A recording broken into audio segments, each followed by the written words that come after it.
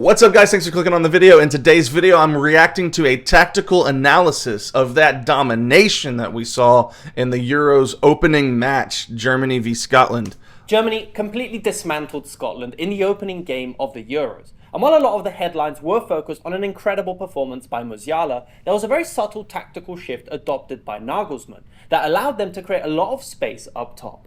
Let's take a look. Now, I will say this. Football Meta is one of the best tactical breakdown channels on YouTube, and I've reacted to many of his videos, so shout out to him for making this. I was live streaming this game. I predicted right at the beginning of the game a 4-1 Germany win, and I was very, very close. Thought I actually had that perfectly. Germany decides in the end that they want to score, just one more. And so it's going to be fun to get into the tactics of how that happened. And to me, it looked like Scotland were basically out of the game from the first goal. After they concede the first goal, I thought that was disastrous for them to concede right there because, it gets them out of what they want to do. They were playing this low block, it seemed, where they were trying to play defensively and just win on counters. And Germany just picked them apart early on. They conceded very early on. And then it's like, well, what do? You can't park the bus or play, not really even park the bus. You can't play that defensive low block that long. You got to score some goals. And then they went down a man and they were playing 10 with 10 men. It was just disastrous for Scotland. But let's see. Those are kind of my thoughts. I'm only, a year and a half, almost 2 years into watching football. And so let's hear from an analyst tactically what was happening and why that was the case. So Germany completely dominated the whole match, but the game was essentially over in the first half, with Scotland down to 10 men and Germany 3-0 up going into half-time. We're going to look at the formations here. So Germany started the match in a 4-2-3-1, while Scotland were in a 3-4-2-1. However, Scotland's formation was actually a lot more resemblant of a 5-4-1 in their defensive shape. And the vast... I was going to say, it felt like they had a lot bigger defensive line, a lot more guys in that defensive line. So, yeah, 5 in the back line is what seemed... I don't know exactly the formation they were in, but it seemed like they had 5 in the back line most of the time. The majority of the match was played in this exact situation. Scotland didn't really have much of a chance pushing forward. They never really got their foothold in the game, and the vast majority of the time they were in this shape here. Now, there was a very, very clever way Germany were able to exploit this shape. And firstly, we have Havertz pushing up top, and then it was these 3 players between the lines. We had Wirtz, Gundogan, and Musiala occupying the space between the lines. Now, what's interesting about their position is that they weren't pushed up on the defensive line. So Wirtz wasn't, for example, here in the half space. He was just behind the midfield line in this position here. Then, as we move up, we have Andrich playing as the holding midfielder, just behind Adams, who was the sole striker up top, trying to put a bit of pressure on Germany's back line, but we'll see why that did absolutely nothing.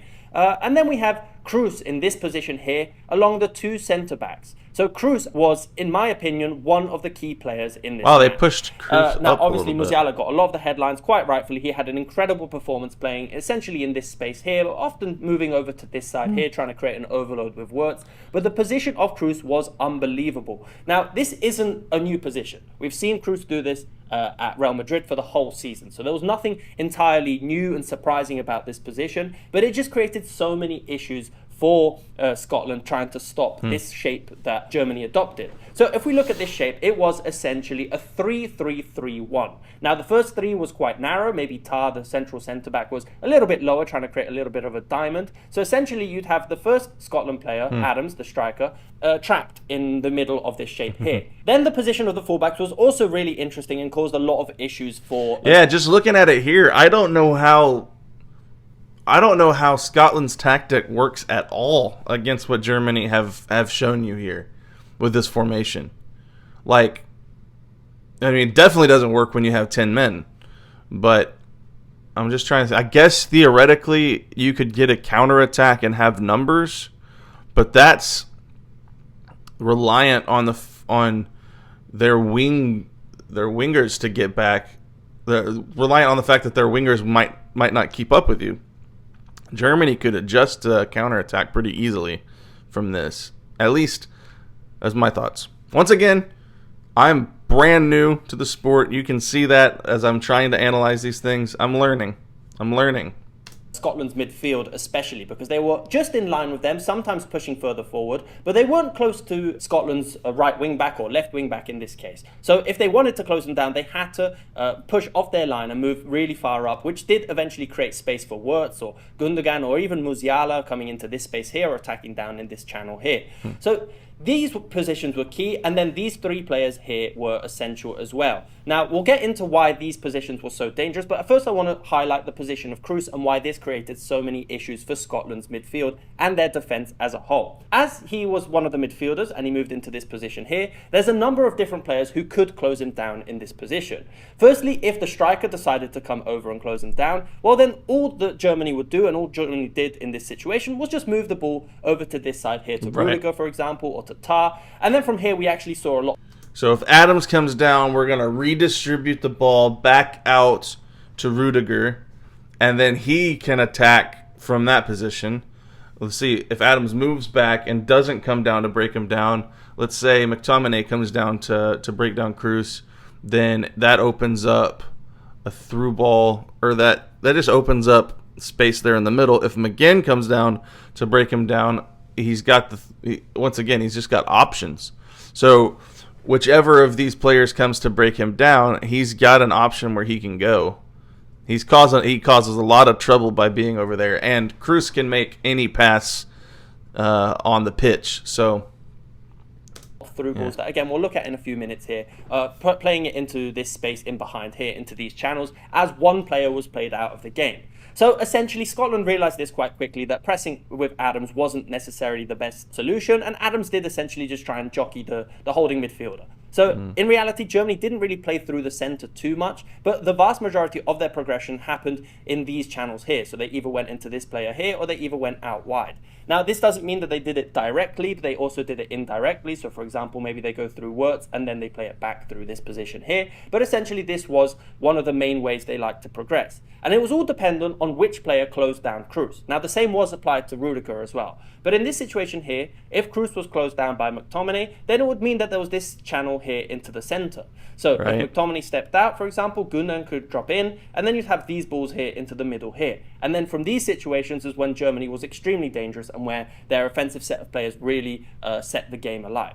So we have a couple of examples of these situations. Depending on which player closed down Kroos, we can see that there were different options that they might choose to adopt. For example, in a situation where McGinn was often caught into this triangle here between Kroos, the triangle of death. This position here, McGinn really struggled to adapt to this overload on his flank. And then even if the wing-back tried to close him down, there was just so much space that they could exploit that these triangles, either side, but especially on this left flank here, just proved really, really difficult for Scotland to stop. So, for example, if McGinn stepped out, then they would happily just move the ball out to the left. And it was just a game of waiting to see which player essentially moved off their line. Even on this channel here, on the right, and then you just have these balls into the middle here. Rudiger playing these really dangerous forward balls into Havertz. Right, so you'd have Kroos and Rudiger in these positions as midfielders here.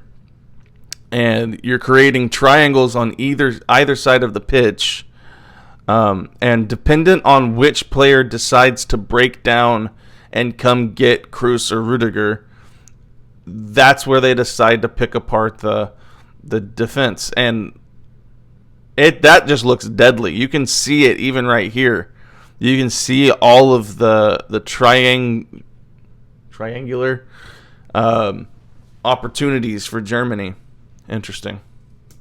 And it was just really, really difficult for Scotland to stop. So this position from Kroos was the first major difference that allowed Germany to completely control the match. We can get a better example of why Kroos' position from a deep position was so dangerous as well, because not only could they play the ball more centrally and to the players on that side of the pitch, but also this overload from the fullback on the opposite flank proved to be extremely dangerous and extremely difficult for Scotland to deal with, especially with Musiala moving into the half space. With Kimmich overlapping, it left the wing back or the left centre back in two minds on which players to pick up. And we can get a good example of that by looking at their second goal. So if we take a look at the position of Kroos, we can see that Scotland's midfield line struggled to get near him. And if you give Kroos too much time on the ball in these positions, then he can switch play. Then it's interesting to look at the position of Musiala on the opposite flank as well, because the front line of Havertz and Musiala in this position here, they're threatening to run in behind. They're threatening to attack in behind Scotland's defence, which means that they can't push forward. Scotland's defence has to move back, which allows Kimmich, the right back, to push forward and pick up a position where they can then go 2v1 against the fullback. Then in this position here, if Robertson steps out, or if the left centre-back steps out in Tierney, then it leaves Musiala free in the half space for a ball in behind and they could cross it. But because the whole defence is pushing back, it frees up this massive channel on the edge of the box that Wirtz is extremely clever to fill and attacks the space on the edge of the box before finishing the chance really nicely in the bottom left corner. Yeah, it looked this methodical too. When you're watching it live, it looked like this. It looked like, oh, boom, boom, boom, boom. It's just Scotland. It looked so out of sorts for Scotland. Every time they moved to react or adjust, another venue or avenue opened up for Germany to exploit. So just absolutely dominating performance by Germany. If you enjoyed this video, I'm going to go ahead and end it here. Go check out Football Meta's channel. He does a lot of breakdowns, tactical breakdowns, explanations of football. He's very, very easy to understand, and he has great quality content. And so it's helpful for guys like me trying to learn the beautiful game, trying to learn the tactics involved. I will be streaming many of the rest of the Euro games. So we got lots of great football ahead of us this month. So go ahead and subscribe to the channel. I'd love to see you here.